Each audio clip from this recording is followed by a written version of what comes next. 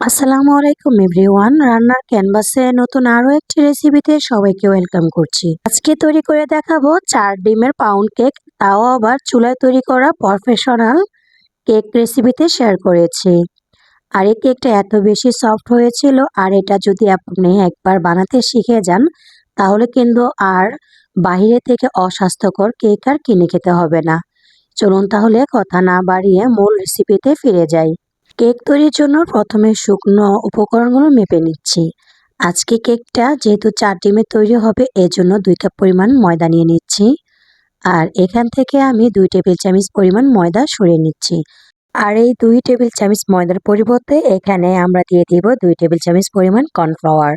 Cornflour দিলে কেকটা কিন্তু অনেক বেশি সফট হয়, তবে কেউ কাছে না থাকলে সেক্ষেত্রে 1 কাপ পরিমাণ ময়দা সম্পূর্ণটা দিয়ে করতে পারেন, কোনো সমস্যা নেই।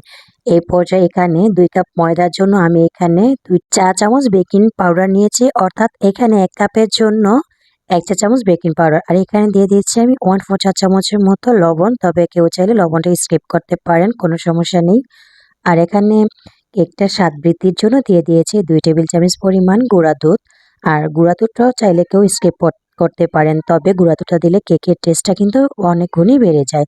এখন আমি শুকনো উপকরণগুলো চালের সাহায্যে চেলে নিচ্ছি। তো শুকনো উপকরণগুলো একটা সাইডে রেখে দিয়েছি। এই পর্যায়ে এখানে আমি ডিমগুলো নিয়ে নিচ্ছি। এক একে করে আমি 4টা ডিম নিয়ে নিয়েছি। ডিম যদি ফ্রিজে থাকে সেক্ষেত্রে ডিম আধা ঘন্টা আগে নিচে রেখে নরমাল তাপমাত্রা করে নিতে হবে। আর ফ্রিজে ডিম দিয়ে কিন্তু কেক তৈরি করলে কেক একদমই ভালো হয় না। তো যাই হোক, এখানে আমি 4টা ডিম দিয়েছি আর চিনি দিয়ে দিয়েছি 1.5 কাপ। কেউ চাইলে কমিয়ে বা বাড়িয়ে নিতে পারেন। তো এখানে বিটারের স্পিড আমি 1 এ রেখে প্রথমে চিনিটাকে একটু মেল্ট করে নিচ্ছি। এই পর্যায়ে আমি এখানে অল্প অল্প করে বিট করব আর অল্প অল্প করে চিনিটা মিক্স করব। একেবারে কিন্তু চিনিটা দেওয়া যাবে না। এই তো আমি 5 মিনিটের মতো বিট করে নিয়েছি, আর এই পর্যায়ে আবারও আমি চিনি অ্যাড করে দিচ্ছি। এইভাবে করে আমি অল্প অল্প করে চিনি মিশাবো আর একটু একটু করে বিট করব। আর অবশ্যই যতক্ষণ পর্যন্ত চিনিটা না গলে যাবে ঠিক ততক্ষণ পর্যন্ত কিন্তু বিট করে নিতে হবে। এই পর্যায়ে চিনিটা গলে গিয়েছে আমার। আর এখন আমি এখানে দিয়ে দিচ্ছি 1 কাপ প্লাস 1 চা চামচ তেল। এখন তেলটা দিয়ে আমি হালকা একটু বিট করে নিচ্ছি এই 1 সেকেন্ডের মতো।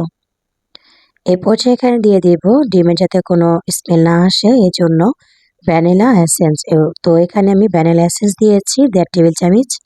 দিয়ে আমি ঠিক 5 সেকেন্ডের মতো আবার একটু বিট করে নিচ্ছি। এই পর্যায়ে এখানে যে শুকনো উপকরণগুলো আমি মেপে রেখেছিলাম, তো সেগুলো আমি অল্প অল্প করে দিব আর বিটারে কাটার সাহায্যে এটাকে মিশাতে হবে। এটা যেহেতু আমরা পাউন্ড কেক তৈরি করব, এটাকে আলতো হাতে মিশানোর কোনো প্রয়োজন নেই। তো এই ক্ষেত্রে একটা জিনিস খেয়াল রাখতে হবে যে এখানে যাতে ময়দার কোনো আস্থা দানা না থাকে। আপনি যেভাবে খুশি ওইভাবে মিশাতে পারেন, কোনো সমস্যা নেই, তবে আপনাকে স্মুথ একটা ব্যাটার তৈরি করে নিতে হবে। এইভাবে করে আমি একটু একটু করে ব্যাটার দিচ্ছি আর একটু একটু করে মিশাচ্ছি। এখানে যেহেতু পাউন্ড কেক তৈরি করব, আর পাউন্ড কেকের ব্যাটারটা কিন্তু একটু লিকুইড টাইপের হয়ে থাকে, এই জন্য এখানে আমি 1/2 কাপ পরিমাণ গরুর লিকুইড দুধ দিয়ে আবারও আমি ব্যাটারটাকে ভালো করে মিক্স করে নিচ্ছি। এই দেখেন ব্যাটারের ঘনত্বটা ঠিক কেমন থাকবে আমি আপনার সাথে শেয়ার করছি। অতিরিক্ত ঘন বা অতিরিক্ত পাতলা হওয়া যাবে না, মিডিয়াম ঘনত্বে একটা ব্যাটার তৈরি করে নিতে হবে। আর এখানে আমি দিয়ে দিয়েছি কিছু ড্রাই ফ্রুট। তো এখানে টুটি ফুটি দিয়ে আজকে আমি কেকটা তৈরি করব। আপনারা চাইলে এখানে কিশমিশ, বাদাম বা মুরব্বা এগুলো দিয়ে তৈরি করে নিতে পারেন। তো আজকে আমি টুটি ফুটি দিয়ে কেকটা তৈরি করে নিচ্ছি, আর এই টুটি ফুটিগুলো কিন্তু আমি বাসায় তৈরি করেছি। তো এখানে কেক মোল্ড নিয়ে নিয়েছি 2টা। তো এখানে আমি লেখালেখি কাগজ ট্রেতে দিয়ে তারপর হচ্ছে তেল দিয়ে ব্রাশ করে নিয়েছি। এখন হচ্ছে কেকের ব্যাটারগুলো আমি ঢেলে দিয়েছি, কোনো পরিমাপ করিনি, আমি আন্দাজ করে দিয়েছি।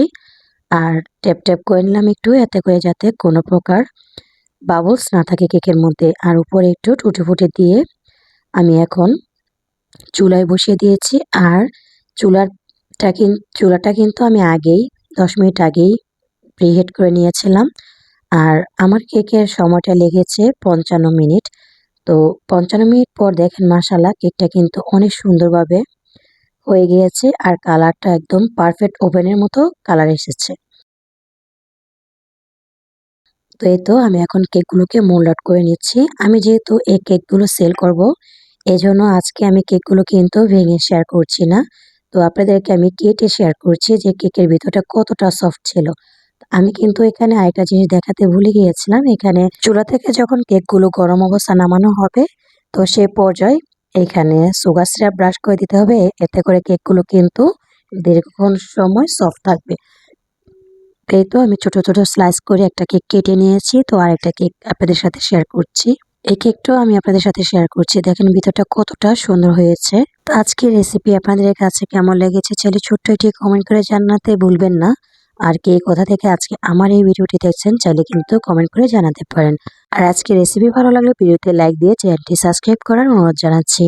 আজকে আমার এই রেসিপিটি ফলো করে খুব সহজেই কিন্তু বাসায় যাদের ওভেন নেই তারা চাইলে ঝটপট এই কেকটি স্বাস্থ্যসম্মতভাবে বানিয়ে নিতে পারেন। আর এই কেকগুলো কিন্তু বাচ্চাদের টিফিনে বা বিকেলে চায়ের আড্ডায় কিন্তু একদম জমে যাবে। তো আজকের মতো এখানেই বিদায় নিয়ে নিচ্ছি। পরবর্তী ভিডিওর আমন্ত্রণ জানিয়ে ভালো থাকবেন সবাই, সুস্থ থাকবেন। আল্লাহ হাফেজ। আসসালামু আলাইকুম।